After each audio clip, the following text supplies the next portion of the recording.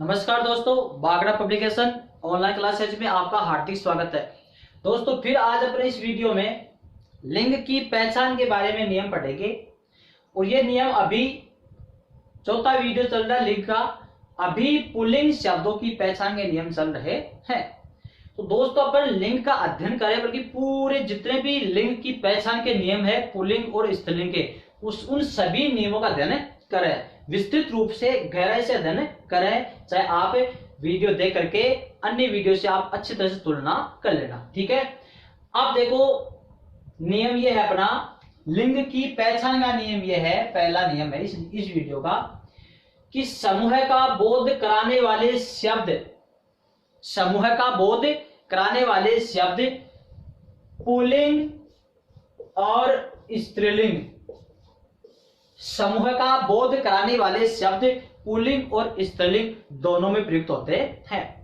कुछ समूहवाची शब्द स्त्रीलिंग होते हैं और कुछ समूहवाची शब्द पुल्लिंग में प्रयुक्त होते हैं। तो दोस्तों ध्यान रखना, ये सारे समूह का बोध कराने वाले पुल्लिंग शब्द हैं और ये अपने समूह का बोध कराने वाले स्त्रीलिंग शब्द है, ठीक है। तो समूहवाची या समूह का बोध कराने वाले शब्द पुल्लिंग भी होते हैं और स्त्रीलिंग भी होते हैं। अब ऐसे कौन से पुल्लिंग शब्द है जो समूह का बोध कराते हैं, उनके बारे में देखिएगा। समाज, परिवार, दल, समूह, जत्था, जैसे यात्रियों का जत्था होता है ना, झुंड, एक तरह से झुंड, संघ, कुटुंब, गिरोह, गिरोह होता है डाकुओं का गिरोह है, समुदाय, कबीला, मंडल, लोग, प्रशासन, विधानमंडल, विद्यालय। देखो विद्यालय पुल्लिंग है, ठीक है। कॉलेज, विश्वविद्यालय। अगर बात इसके स्थान पर यूनिवर्सिटी होती, यूनिवर्सिटी, तब जाता आपका स्त्रीलिंग में, ठीक है। स्कूल, स्कूल भी आपका देखो इधर कॉलेज, स्कूल और विद्यालय और विश्वविद्यालय, ये तो है आपके पुल्लिंग। अगर वहां इसके स्थान पर यूनिवर्सिटी होती, यूनिवर्सिटी होता है इंग्लिश का शब्द, तो जाता आपका स्त्रीलिंग में। बात विद्यालय के स्थान पर पाठशाला शब्द होता तो होता आपका स्त्रीलिंग में, ठीक है। देखो इधर राष्ट्र, मुल्क, प्राधिकरण, दस्ता और अधिवेशन, ये सारे शब्द समूह का बोध कराते हैं और धारणा पुल्लिंग शब्दों में प्रयुक्त होते हैं, ठीक है। अब चलते हैं अपन स्त्रीलिंग शब्द जो समूहवाची होते हैं। भीड़, सेना, टोली, सभा, समिति, कमेटी, संसद, जनता, परिषद, प्रजा, जाति, कौम, ब्रिगेड, टोली, सरकार, पुलिस, नगरपालिका, पाठशाला, सोसाइटी, मंडली और मीटिंग। तो ये शब्द होते हैं आपके स्त्रीलिंग शब्द और ये होते हैं आपके पुल्लिंग शब्द, ठीक है। अब समूह का बोध कराने वाले पुल्लिंग और स्त्रीलिंग शब्दों की पहचान हो गई है। अब अपन अगला नियम लेकर चलते हैं, कौन सा, कुछ प्राणीवाचक शब्द, कुछ प्राणीवाचक शब्द पुल्लिंग और स्त्रीलिंग दोनों में प्रयुक्त होते हैं। कुछ प्राणीवाचक शब्द पुल्लिंग और स्त्रीलिंग दोनों में प्रयुक्त होते हैं, बल्कि उनके आगे नर और मादा शब्द जोड़ने पर पुल्लिंग और स्त्रीलिंग बनाया जाता है। तो देखो इधर कुछ प्राणी वाचक शब्द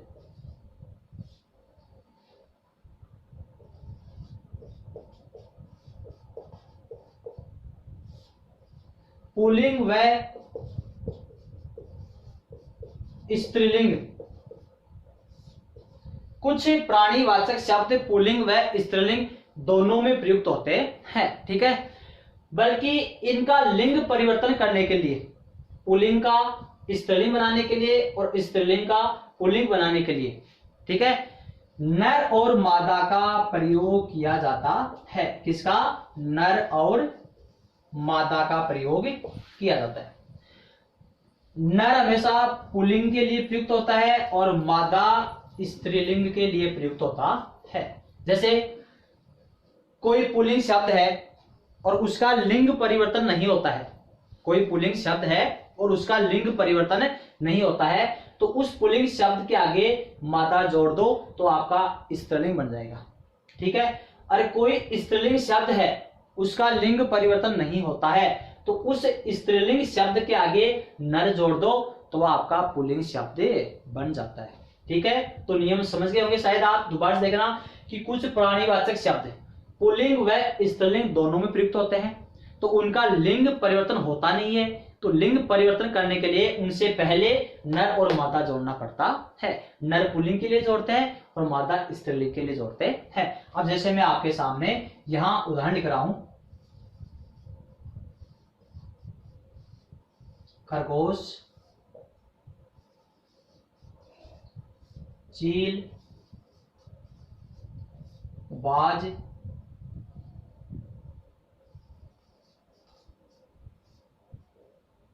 चीता,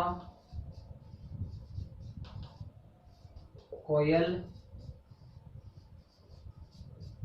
कौवा।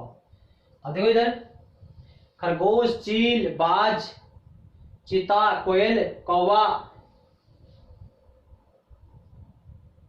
और बहुत सारे ऐसे शब्द हैं, जैसे कछुआ हुआ, मगरमच्छ हुआ, कछुआ, मगरमच्छ।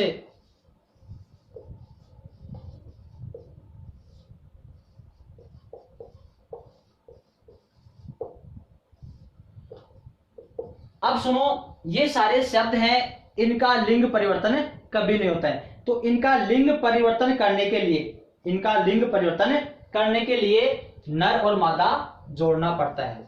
जैसे तितली, छिपकली। अब देखो, खरगोश, चील, बाज, कछुआ, मगरमच्छ, तितली और छिपकली, ये शब्द हैं। अगर आपसे इनका लिंग परिवर्तन पूछे कि खरगोश का स्त्रीलिंग क्या होगा, तो पहले तो आपको ये पहचानना है कि खरगोश पुल्लिंग है या स्त्रीलिंग है।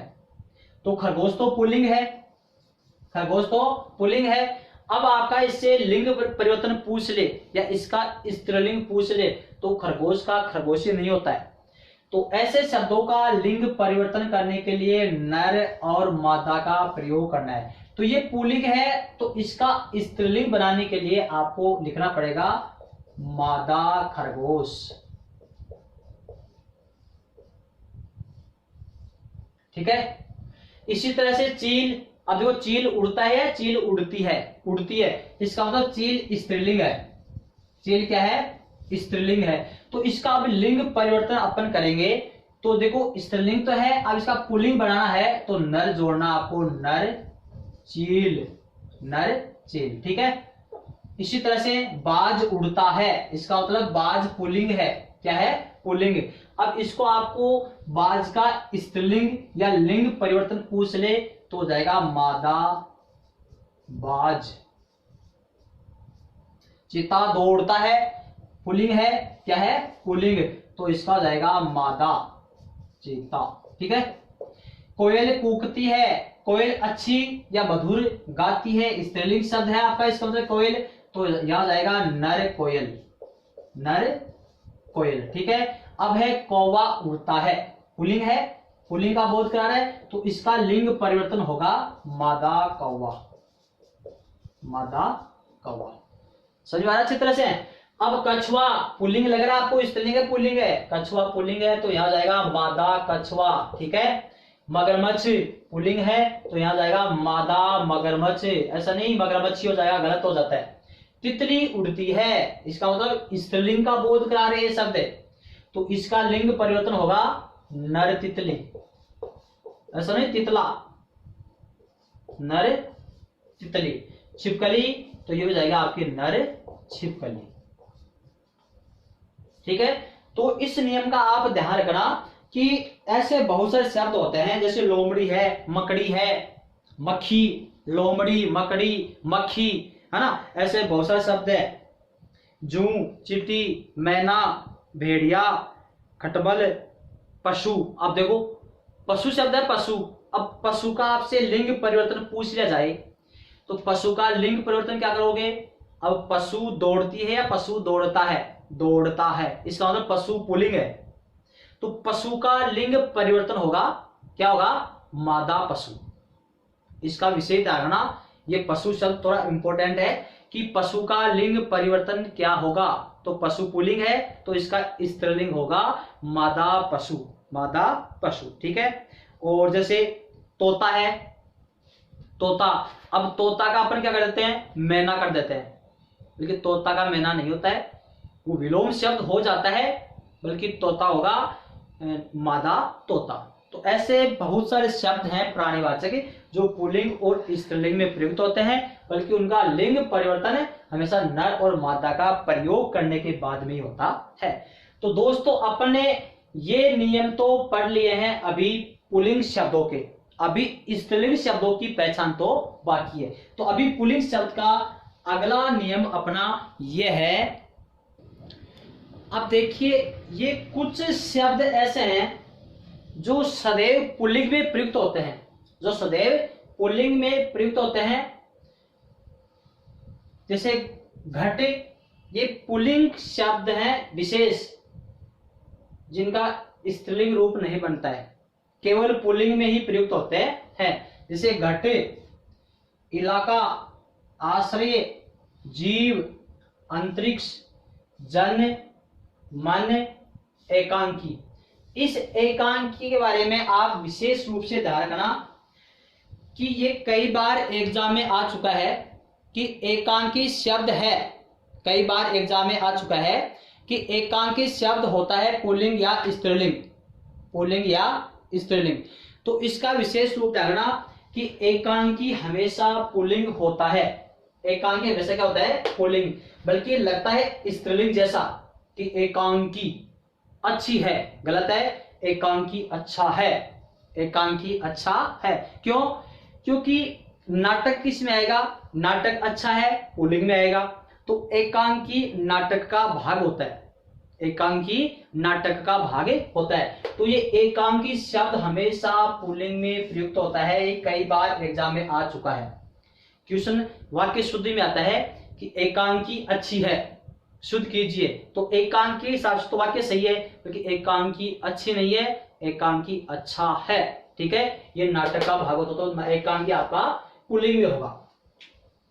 गद्दे, पद्दे, जले, धने, धर्म और कर्म, जन्म और मरण, साधु, श्रृंगार।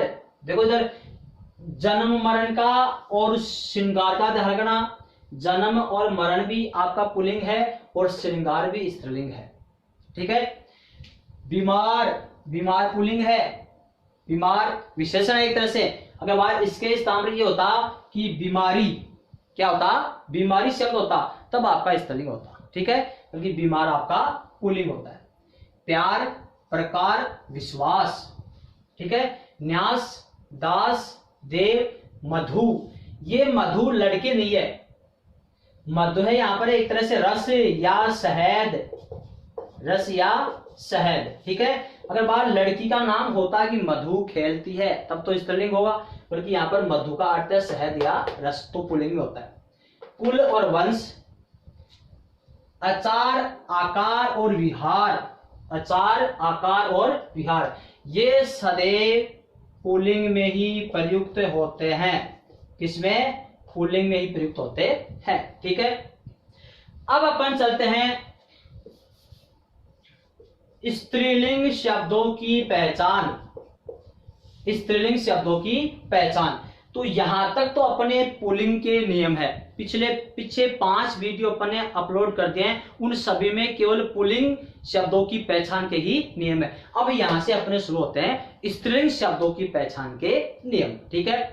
तो जो स्त्री जाति का बोध कराते हैं वे अपने स्त्रीलिंग शब्द कहलाते हैं। तो देखो इधर कुछ प्राणीवाचक शब्द होते हैं,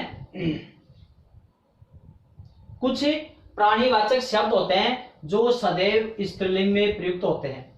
कुछ प्राणीवाचक शब्द होते हैं जो सदैव स्त्रीलिंग में ही प्रयुक्त होते हैं, उनका पुल्लिंग रूप बनता ही नहीं है, उनका पुल्लिंग रूप नहीं बनता है।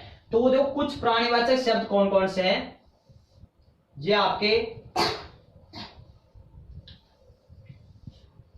देखो इधर संतान, अगर वहां इसके स्थान पुत्र और पुत्री होता तो पुत्र पुल्लिंग है और पुत्री स्त्रीलिंग है, बल्कि संतान चाहे उसके संतान में, और एक है औलाद, क्या है ये संतान और औलाद दोनों स्त्रीलिंग शब्द है, उनका पुल्लिंग बनता नहीं है। चाहे किसी व्यक्ति के, किसी दंपति के 4 पुत्र क्यों ना हो, चाहे संतान में और औलाद में चारों ही पुत्र हैं, तो ऐसा नहीं कि पुत्र के हिसाब से संतान और औलाद पुल्लिंग हो गया, नहीं, यहाँ पर पुत्रों का महत्व नहीं है, वो सारे पुत्र हैं, चाहे चारों पुत्रियां हैं, चाहे 2 पुत्र और 2 पुत्रियां हैं, तो वो संतान शब्द आते आपका स्त्रीलिंग माना जाएगा।